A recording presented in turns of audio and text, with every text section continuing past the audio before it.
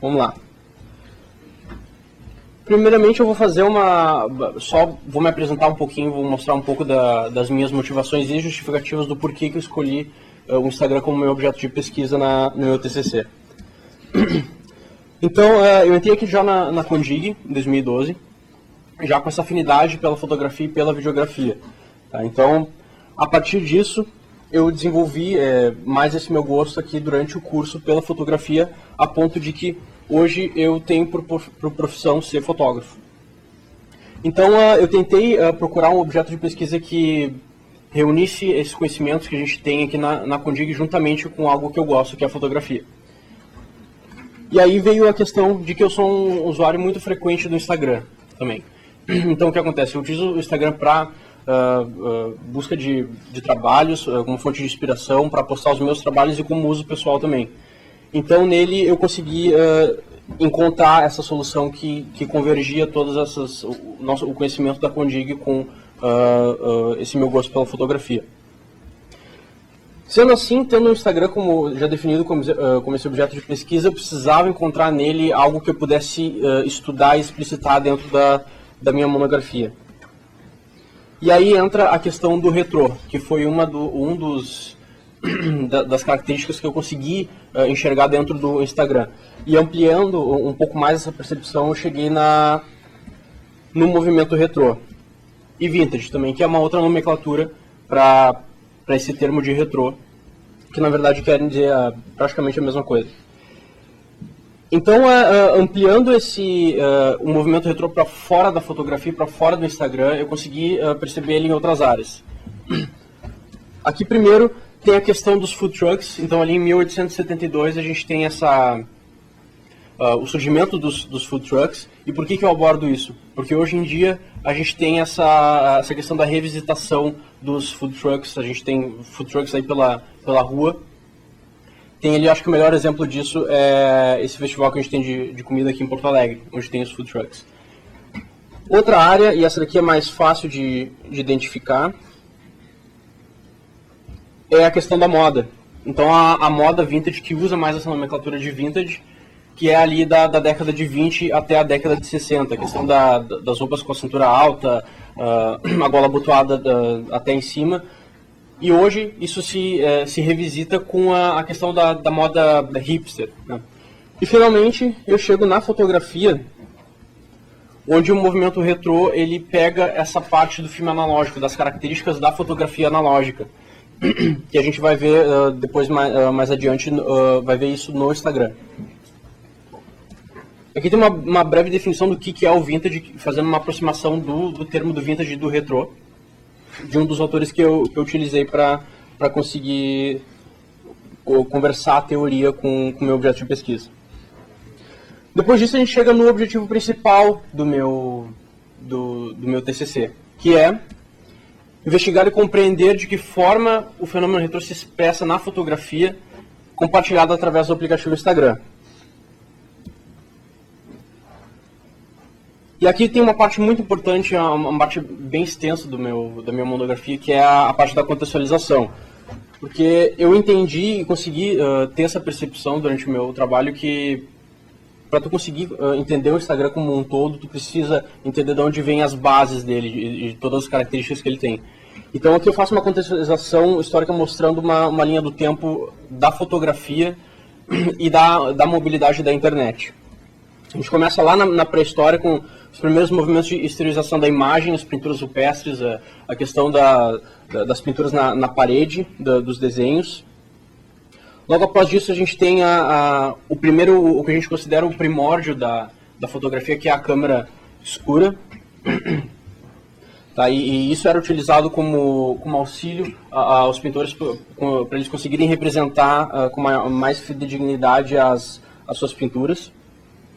Depois, em 1826, a gente tem mais um aprimoramento da câmera escura, que é o processo da heliografia.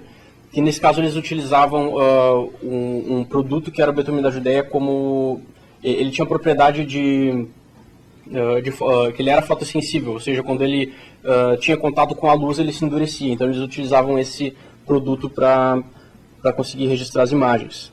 1839, daguerreótipo, também uma evolução da heliografia, onde eles substituíam esse betume da Judéia pela prata halógena, que já eliminava o problema da fixação da imagem, que não era tão exata com a heliografia. Em 1890 a gente tem já um passo grande aqui, mas que é um marco, um dos principais na história da fotografia, que é a questão da Kodak.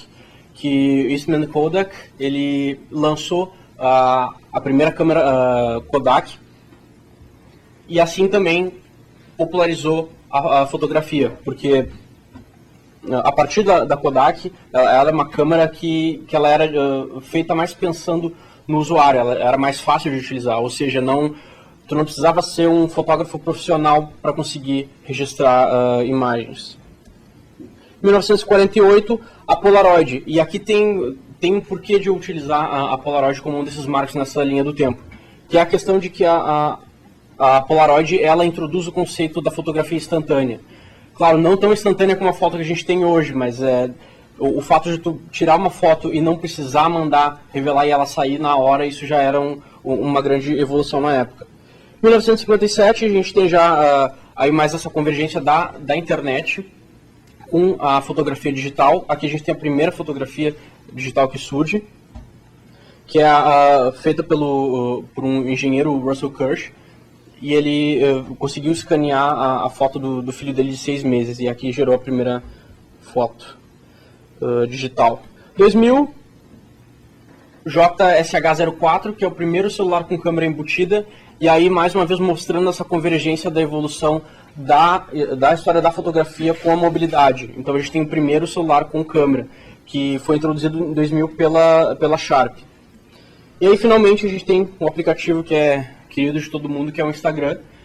E eu sempre gosto de mostrar o Instagram como sendo um resultado dessa convergência da fotografia, da mobilidade e da internet, porque ele é uma solução que abrange essas 3 linhas com excelência. E aqui tem 3 linhas que eu utilizei dessa linha histórica para conseguir identificar elas bem. O conceito de pré-fotográfico, fotográfico e pós-fotográfico são conceitos que a autora Santaella ela utiliza para contextualizar historicamente a fotografia. O pré-fotográfico condiz a tudo que vem antes da fotografia analógica. O fotográfico é aquela parte que trabalha mais a fotografia analógica. E o pós-fotográfico é que vai da fotografia digital até hoje. Então aqui tem os principais conceitos e autores que eu utilizei para conseguir trabalhar o meu objeto de estudo. Mediatização e cibercultura. A gente vive num mundo conectado e o Instagram ele tem uma grande contribuição nessa sociedade mediatizada como rede social. Então eu achei de suma importância trabalhar esses conceitos de mediatização e cibercultura no meu trabalho. Depois tem o conceito dos usos e apropriações, que é necessário a gente conseguir entender esses usos e apropriações que os usuários fazem dos recursos do Instagram, para identificar qual o impacto que eles causam e o que a gente consegue obter a partir disso. Ainda nos conceitos, autorrepresentação, que é um fenômeno em paralelo que acontece junto com o Instagram, é presente na rede social do Instagram e em tantas outras também, que é a questão das selfies. E a linguagem fotográfica, que o Instagram, por ser uma rede social focada na publicação de imagens e trabalha fortemente na imagem, ele acaba gerando essa linguagem fotográfica própria que eu também estudo no meu TCC. Aqui eu tentei entender, depois partindo desses conceitos, eu tentei entender como é que funciona o processo comunicacional dentro do Instagram. Aqui eu peguei um modelo mais simplista possível do processo básico da comunicação. O emissor, o meio e o receptor. E o processo de feedback que pode ocorrer ou não. Aqui também tem a questão do ruído, que eu não coloquei na apresentação, mas que também é presente. A partir disso eu fiz uma complexificação desse processo, aplicando ele para o Instagram. Então o que a gente tem aqui? O emissor, ele passa quais são as ações do emissor dentro da rede social. Ele registra a imagem, ele publica essa imagem com a sua descrição, e esses 2 itens eles formam o significado que essa fotografia, o que esse emissor está tentando passar. Isso é codificado e enviado pelo e-mail, que é o Instagram, para esse canal, recebido pelo receptor, no caso, decodificado e compreendido. E aí pode ou não ocorrer o processo de feedback, que se dá, nesse caso, através dos likes ou dos comentários. E aqui depois aparece já divididos os processos do Instagram rede social e do Instagram aplicativo, que eu demonstrei. Que basicamente é o Instagram rede social, os processos do Instagram rede social compreendem todos aqueles que têm interação entre usuário e usuário. E os processos do Instagram aplicativo são aqueles processos mecânicos de tu gerar a foto e colocar uma descrição nela e publicar. Depois a gente chega na parte da minha pesquisa exploratória. E aqui eu precisava identificar o que representa o retrô dentro do Instagram. E para isso eu fiz uma pesquisa extensiva procurando quais os filtros mais utilizados, utilizando as ferramentas do Iconosquare e do Populagram, foram as principais ferramentas que eu utilizei. Fazendo essa pesquisa em torno de 2 semanas que eu demorei nessa parte da pesquisa exploratória, eu cheguei nesse consenso de que identifiquei que o Early Bird, o filtro Early Bird, ele estava entre os 5 primeiros mais utilizados. E a partir disso entra esse cara na jogada, que é um designer, o Jeff Long. Ele teve um papel bem importante no meu trabalho. Ele gerou uma imagem, um infográfico que eu vou mostrar para vocês agora. Então aqui a parte da eleição do Early Bird. Por que eu consegui, naquela primeira parte da pesquisa da exploratória, identificar qual era os filtros mais utilizados? A partir disso eu precisava identificar qual era o filtro que tinha características retrô que fosse também mais utilizado, para conseguir achar esse agente representante do retrô dentro do Instagram. Então o que acontece? Essa imagem aqui, ela mostra 3 filtros resultantes de uma combinação de câmera analógica com filtro analógico. E aí a gente chega nesse cara aqui. Até esses filtros, eles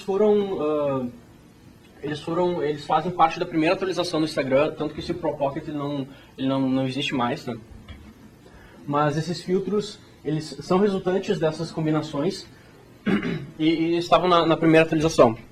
Eu consegui identificar que o Early Bird era o que tinha essas características retrô e que era o mais utilizado também.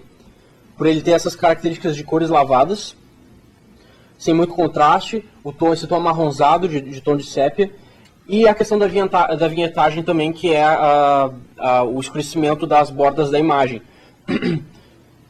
E aí, como que eu identifiquei isso?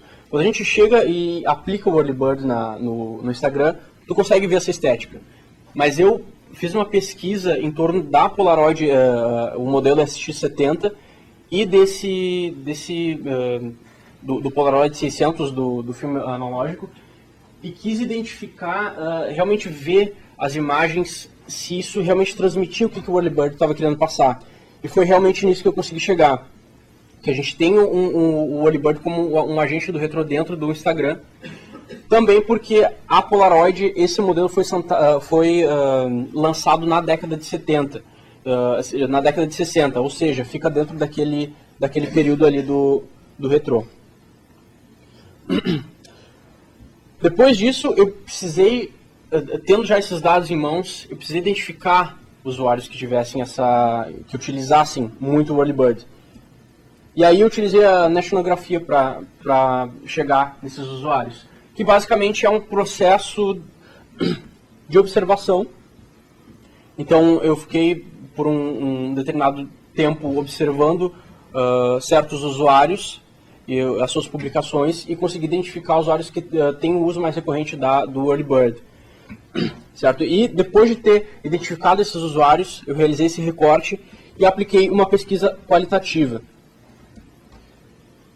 Agora os usuários, eu cheguei no recorte, por ser uma questão da pesquisa qualitativa, eu cheguei no recorte de 3 usuários. Então, o primeiro deles é o Fernando, 46 anos, e ele é fotógrafo.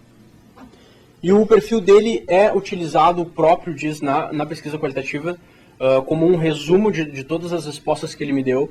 Consegui identificar, e ele também fala que ele usa o perfil dele no Instagram como um diário visual. Então ele usa principalmente para isso.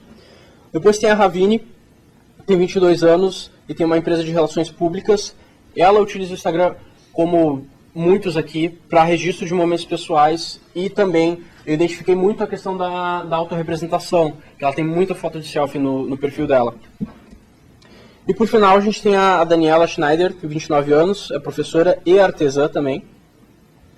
E ela usa o Instagram como uma galeria para poder exibir os seus produtos e também faz aí uma mescla de um perfil empresarial com um perfil pessoal, onde ela mostra os seus produtos e também registra momentos. Então, o que fica de legado dessa pesquisa que eu realizei? Percepção do fenômeno retrô para além da fotografia. Que quando a gente fala em retrô em Instagram, todo mundo pensa, tem os filtros tu aplica os filtros e eles ficam com uma estética do passado, uma estética retrô. Eu também tinha essa visão. Isso é verdade, mas eu também consegui nessa pesquisa identificar que esse movimento retrô ele vai para além da fotografia. Consegui identificar ele na gastronomia e na moda, por exemplo. Necessidade de compreender o Instagram a partir das suas raízes históricas. Isso eu disse no começo. O Instagram, para tu conseguir entender ele bem, para conseguir chegar onde eu cheguei nessa pesquisa, tu precisa realmente ver esse passado que tem por trás do Instagram, e tu vai conseguir entender o porquê que ele é do jeito que é hoje. Também surgiu essa questão de eu, para conseguir entender o melhor Instagram, dessa divisão que eu fiz entre Instagram, rede social e Instagram aplicativo. Foi algo que eu consegui identificar e gerei aquele esquema. E a evolução do Instagram em função de usos e apropriações dos usuários. Isso aqui também é muito importante, porque aquela primeira parte dos filtros que eu mostrei ali, dos primeiros filtros da primeira atualização, eles têm essas bases sólidas nessas combinações de câmeras e filtros. Mas como é que fica a questão das atualizações que vieram depois e dos filtros que vieram depois? Também fiz uma pesquisa em cima disso. Não consegui identificar exatamente se eles queriam tinham essa base na fotografia analógica, mas o que eu consegui identificar é que a partir dos usos e apropriações que os usuários fazem dos recursos do Instagram, dessa mesma forma o Instagram também realiza essas apropriações dos usos dos usuários. Ou seja, quando o usuário pega e utiliza muito recurso que não está presente no Instagram em outro aplicativo, o Instagram identifica isso e incorpora em uma atualização dele, quando isso é muito popular. E finalmente, naquela parte dos usuários, tentei entender por que eles tinham um uso tão recorrente do Early Bird, desse filtro no perfil deles. E isso não necessariamente indica que eles querem passar essa estética do passado. E nessa pesquisa qualitativa eu identifiquei que para eles simplesmente o fato da fotografia, da imagem estar esteticamente agradável, isso já é um bom argumento para que eles utilizem o filtro. Então aqui, resumidamente, esse foi meu TCC, minha apresentação. E agora abro um espaço para perguntas se vocês tiverem qualquer coisa relacionada. Manda.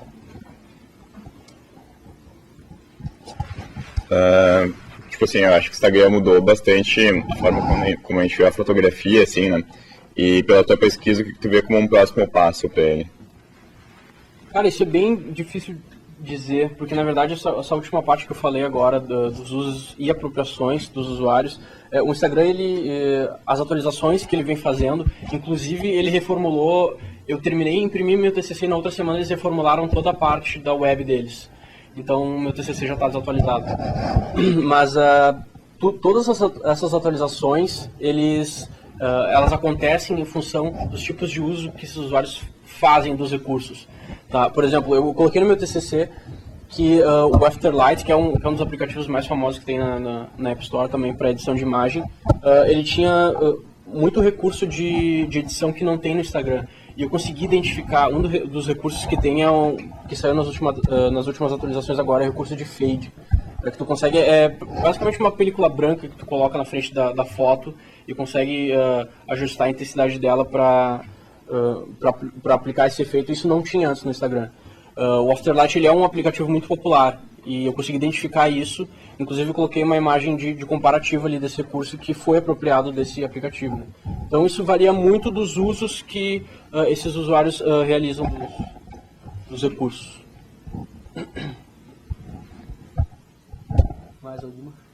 Rodrigo, tu atribui o sucesso do Early Bird ao fato de que ele está muito próximo daquilo que a Polaroid naquela época conseguia ou não? Ou isso não foi uma coisa perceptível? Cara, na verdade a Polaroid fez muito sucesso naquela época e eu acho que sim, eu acho que tem uma relação aí. Por mais que, por exemplo, ali o Fernando, que é o primeiro usuário que eu entrevistei, ele era fotógrafo. Uma das perguntas que eu fiz na pesquisa qualitativa era se ele teve contato com a Polaroid. Ele falou que sim. Mas a Ravine, por exemplo, a segunda, ela ouviu falar, mas não teve contato. E a terceira, Daniela, ela nem sabia o que era a Polaroid. Então tem um uso inconsciente, assim, as pessoas não mas é nesse sabem. sentido, assim, meio na inconsciência, mas a minha dúvida era justamente essa. Quer dizer, devido ao sucesso da Polaroid naquela época, o Early Bird tentou, supostamente, chegar nos mesmos resultados para colher os mesmos frutos, tipo assim. Dá para fazer essa analogia, com certeza. Em função de ele ser um dos mais utilizados, né? Então com certeza isso faz sentido. Vamos lá, gurizada, mais uma pergunta aí. Tá todo mundo acanhado, outras turmas aí. Se vocês não vão, eu vou, então. O Rodrigo, assim, ó, essa questão do retrô, tu expande ela para outras áreas da cultura, né? Não Sim. só pra fotografia.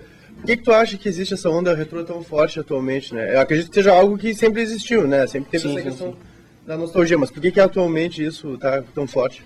Cara, eu não sei te dizer exatamente isso, tá? É a tua opinião mesmo, assim. Porque na verdade, assim, eu até fiquei bem surpreso quando eu fui fazendo essa pesquisa e vendo, food truck, festival de comida ali em Porto Alegre, moda vintage, retrô, tá, isso daí já é uma coisa que tá há mais tempo aí. Mas até a questão por exemplo, de corte de cabelo. Essa questão dos cortes que tem agora, que todo mundo corta mais embaixo e deixa um pouquinho mais alto em cima. Isso é uma coisa que eu identifiquei também na pesquisa, sabe? Eu não sei te dizer ao certo por que isso está em alta, mas o que eu consigo ver é que isso está cada vez mais se expandindo para outras áreas. E tem surgido bastante, não sei quando que se vai cessar isso, se vai continuar crescendo. Posso? Vai, fica à vontade. No Instagram, além desses filtros vintage, mais puxando para Polaroid, enfim, a gente tem também alguns filtros mais anos 80, digamos assim. Sim. Tu não acha que de repente essa é a próxima, porque assim, essa questão de tendência, tanto para moda, para corte de cabelo, é tudo cíclico, né? Sim. A tendência das referências que todo mundo usa para os nossos produtos é cíclica. Não acha que esse de repente é o próximo passo? Essa coisa de um maior contraste, uma maior saturação, essa linguagem fotográfica dos anos 80, por exemplo? Cara, eu acho que sim, acho que isso pode acontecer. Inclusive, eu coloquei só 3 filtros, aquele infográfico ele é bem maior. E mostra outros filtros com combinação de um filme com a câmera Holga, sabe? Então tem essa questão do contraste alto também. E eu acho que pode vir a ser a próxima tendência, assim, sem dúvida.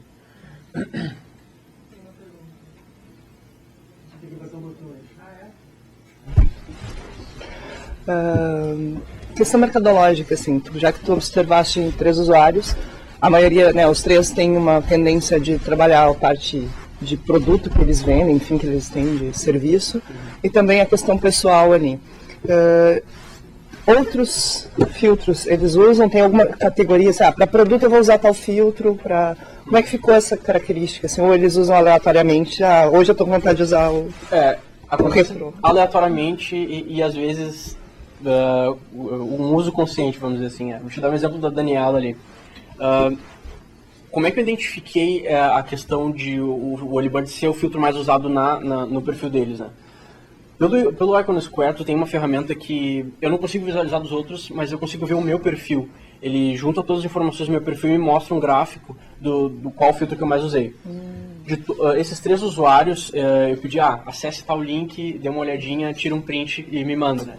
E esses 3 usuários deu que eles tinham esse uso mais recorrente do Early Bird. Mas a Daniela, quando eu coloquei isso para ela na pesquisa qualitativa, eu falei, tu saberia me explicar por que tu utiliza tanto o Early Bird? Ela falou, Olha, o Early Bird, eu utilizei ele muito logo que eu entrei no Instagram, mas eu achei que eu não utilizava ele tanto. Ela achou que ela usava mais o Valência. E ela explicou por que ela usa mais o Valência, porque ela acha que dá uma estética mais fiel à imagem. Na verdade é meio contraditório, porque né, não acontece isso. Né? No momento que tu aplica um filtro ali, tu meio que descaracteriza a originalidade da foto. O Valência ele deve realçar de repente, por isso? Né? Na verdade eu acho que não, né? Eu acho que ele deixa até um pouco mais chapada a imagem e as cores, mas isso é uma percepção que cada um tem, né? É bem pessoal. Só mais uma pergunta então, Rodrigo, assim, o Instagram no início ele era super simples, assim, a interface era basicamente só os filtros, né, eram poucos, menos filtros, eu acho. Sim. Hoje em dia, até assim, o filtro é uma das features dele, né, tu tem ali todos os ajustes, ele se transformou muito mais num editor de imagens, propriamente. O que é isso? Ele está mudando o posicionamento deles e tal, tu observa alguma coisa assim? Na verdade, aquilo que eu expliquei, né, eles estão se apropriando de vários, tipo, o que é popular. Se eles veem que aquilo ali está dando certo, eles estão trazendo para dentro do aplicativo. A questão até eu até falo sobre da hashtag NoFilter, né? Quando eu pesquisei, eu queria saber qual é o filtro mais utilizado no Instagram. Aí eu dei com a cara no chão porque a hashtag mais utilizada é a NoFilter, né? E aí como é que eu vou fazer agora, né? Mas o que acontece? Hoje tu tem tanto recurso de edição no Instagram que tu consegue emular, tipo, tu pode fazer um Early Bird sem aplicar o filtro, entendeu?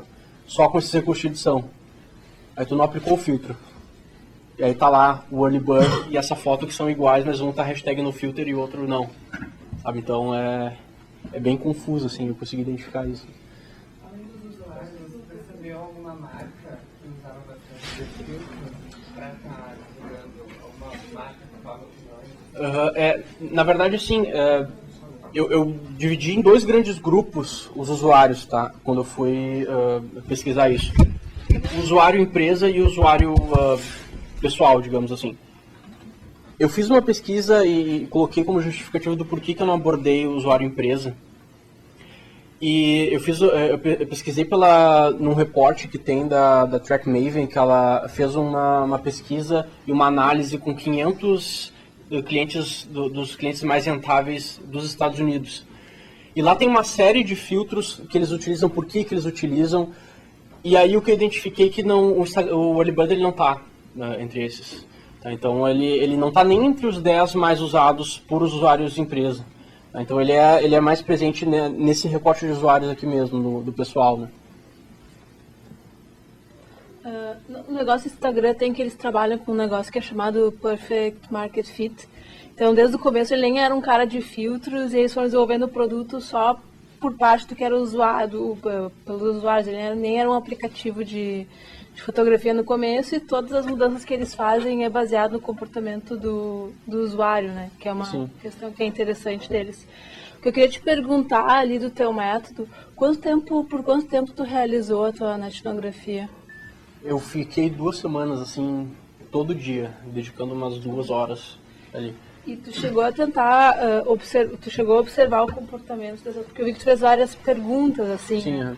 E aí tu também chegou a tentar observar o comportamento dessas 3 pessoas, os 3 indivíduos que tu escolheu, estendendo para outras coisas para tentar entender como é que eles estão reunidos, não só no discurso deles, mas na prática mesmo, e tentando vincular com outras práticas.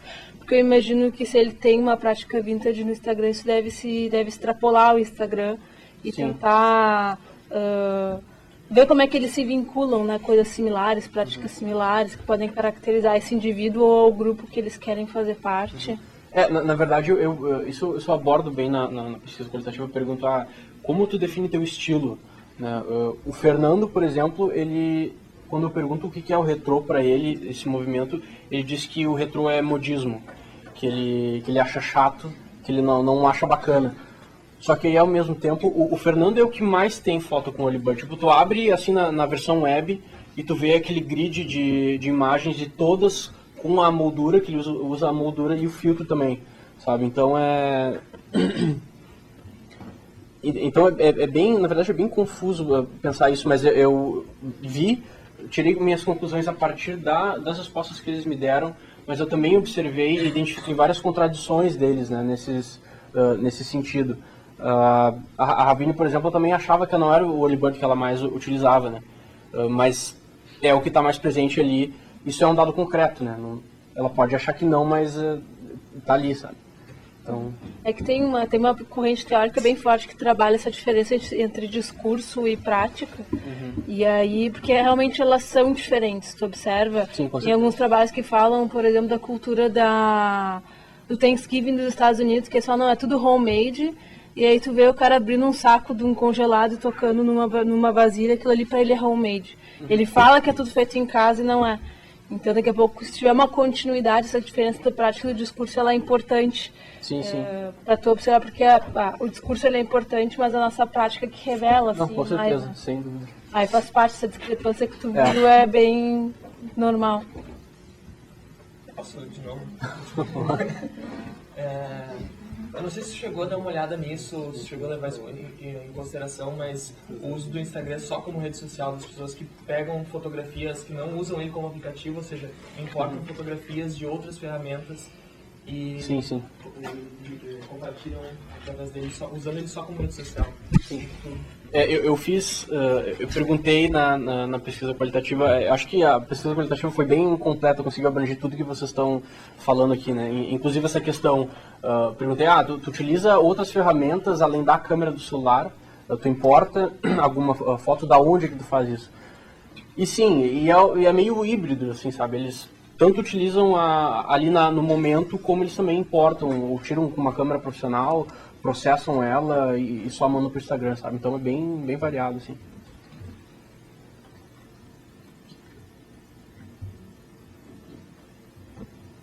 Esgotamos a apresentação? Acho que agora foi.